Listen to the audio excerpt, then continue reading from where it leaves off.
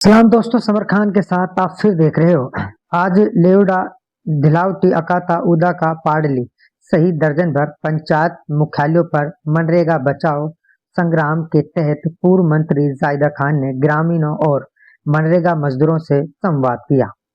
उन्होंने कहा है कि मनरेगा को कमजोर करना गरीबों के अधिकार पर सीधा हमला है। जाहिदा खान ने बताया कि मनरेगा जैसी रोजगार गारंटी योजना यूपीए सरकार की माननीय सोनिया गांधी जी की पहल और प्रधानमंत्री डॉक्टर मनमोहन सिंह जी के नेतृत्व में लागू की गई थी, ताकि हर ग्रामीण परिवार को रोजगार की गारंटी मिल सके। उन्होंने आरोप लगाया कि मोदी सरकार मनरेगा को कमजोर कर कर गरीबों के साथ धोखा कर रही है। उन्होंने कहा कि कांग्रेस पार्टी इस जनविरोधी नीति के खिलाफ संघर्ष जारी रखेगी।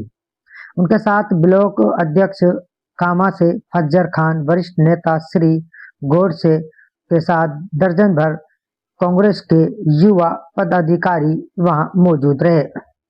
कार्यक्रम के दौरान ग्रामीणों की जिस तरीके से ग्रामीणों के अंदर एक उत्साह और एक प्यार नजर आया, तो ऐसा लग रहा है कि कहीं ना कहीं नरेगा का के लिए नहीं बल्कि इस चुनाव का दौर चल रहा है। जिस तरीके से मंत्री जायदा जिस गांव में जाती है, गांव से पहले लोगों की एक बहुत बड़ी भीड़ और एक बहुत बड़ा जमावड़ा वहां लग जाता है।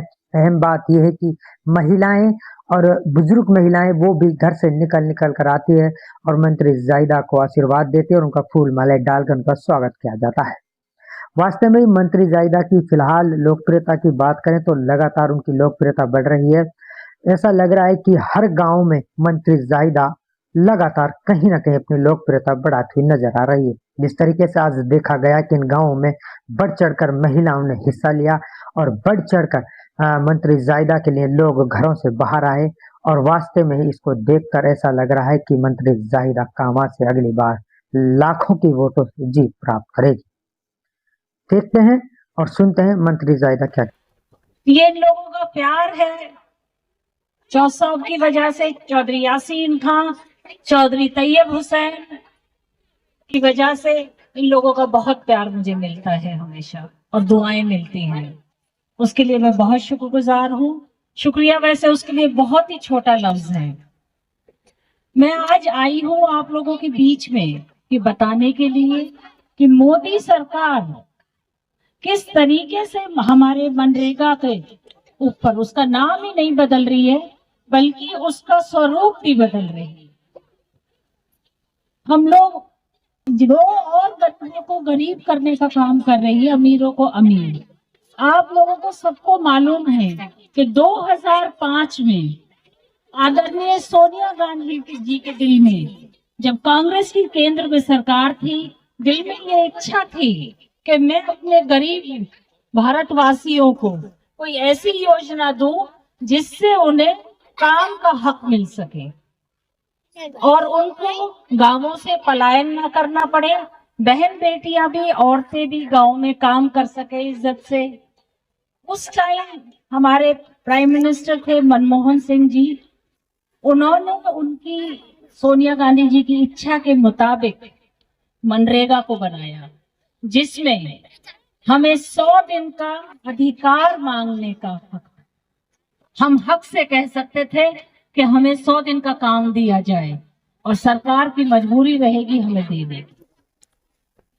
उसके बाद उन्होंने दूसरी पॉइंट इसमें ये रखा कि हमें गांव में क्या काम चाहिए, ये गांव में ही बैठ के तय होना चाहिए, ना कि ऊपर से तय होना चाहिए। तो जो इंफ्रास्ट्रक्चर इन 12 सालों में, तकरीबन 11-12 सालों में बन के तैयार हुआ है, आप लोगों के सामने है। गरीब को रोजगार मिला, उनको वहां शहर नहीं जाना पड़ा काम के लिए, और गांव में होने की वजह से औरतें भी काम कर सकती थी। लेकिन बीजेपी की जब से इस पे बुरी नजर पड़ी है मनरेगा पे, इन्होंने इसका नाम ही नहीं बदला। मैंने अभी आपको बताया, इसका पूरा स्वरूप बदल दिया।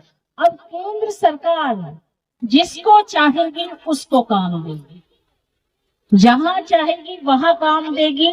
ऐसा नहीं है कि जो मांग आप सरकार से करोगे और आपको काम मिल जाएगा।